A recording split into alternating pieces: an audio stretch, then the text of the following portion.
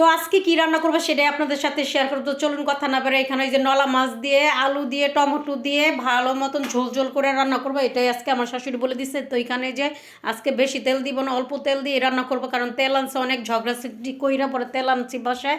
কারণ সরিষার তেল দিয়ে আসলে যারা না খায় অভ্যাস, তো তারা সরিষার তেল দিয়ে খাইতে পারে না, ঠিক না পুরা। তো যাই হোক, আজকে এই যে এখন তো এই পেঁয়াজ কাঁচামরিচ দিয়ে দিছি, আদা রসুন দিয়ে ভালো মতন এই যে কষাই নিব, তারপরে রান্না করবো। আজকে শুটকি দিয়ে বেগুন দিয়ে ভাজি করবো। আর এখানে দেখেন আমার শাশুড়ি ময়লা কিসের সাথে যেন তেজ দেয় না, ইডে ময়লাগুলো ফালাই দিয়ে গেছে। মানে আমি বলতেছি আপনি এখানে ময়লা না ফেলে ময়লার বালতিতে ফালান, বাস্কেট তো এখানে কাছেই।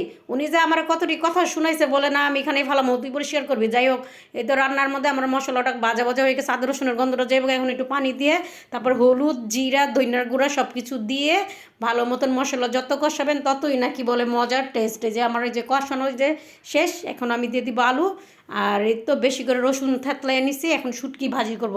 অনেক সময় তো আমরা অনেক কিছু শুটকি দিয়ে ঝোল ঝোল খাই, কিন্তু আজকে না, আজকে মন চাইছে গুল বেগুন দিয়ে আলু দিয়ে শুটকি ভাজি করব, মানে বেগুন আলু ভাজি করব। আর এদিক দিয়ে আমার তরকারিটা কষানো হয়ে গেছে, এখন আমি আলু দিয়ে দিব। আর আলু দিয়ে টমেটো দিয়ে কে কে খান এরকম ঝোল ঝোল করে কমেন্ট করে জানাবেন।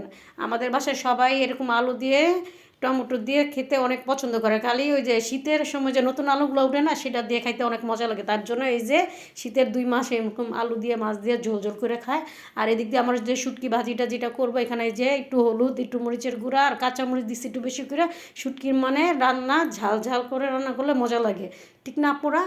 তাই তো আমি ভালো মতন সব কষাই নিচ্ছি, শুটকি দিয়ে দিচ্ছি। আর এদিক দিয়ে যে টমেটোগুলো আলুর সাথে একদম ভালো মতন কষাই নিব।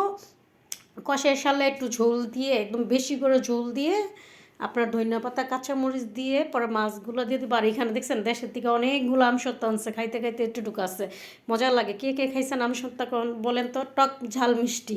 যাই হোক, এদিক দিয়ে যে ভাজিটা একটু দেখছেন, আমার ভাজি বেগুনটা কিন্তু গলে যায় নাই, বেগুনটা দেখছেন যেভাবে খাচ্ছি সেভাবেই আছে। তো আমার রেসিপিটা ট্রাই করে দেখবেন, অবশ্যই বাসায় রান্না করে মজা লাগবে। তো কার কার ভালো লাগলে কমেন্ট করে জানাবেন, আর ভালো না লাগলে স্কিপ করে যাবেন। আর আজকের রান্নাটা খুবই মজা হইতেছে, আমি একটু ঝোল খেয়ে দিচ্ছি, অনেক মজা হয়েছে। আর এদিক দিয়ে যে ধনিয়া পাতা কাঁচামরিচ দিয়ে দিচ্ছি আর মাছগুলো দিয়ে দিছি। আর বাসায় কিন্তু গ্যাস নাই, কী করবো বলেন, খাইতে হইলে তো রান্না করতেই হবে। তো আমার আজকের রান্নাটা কেমন হয়েছে কমেন্ট করে জানাবেন। Bye bye, tata.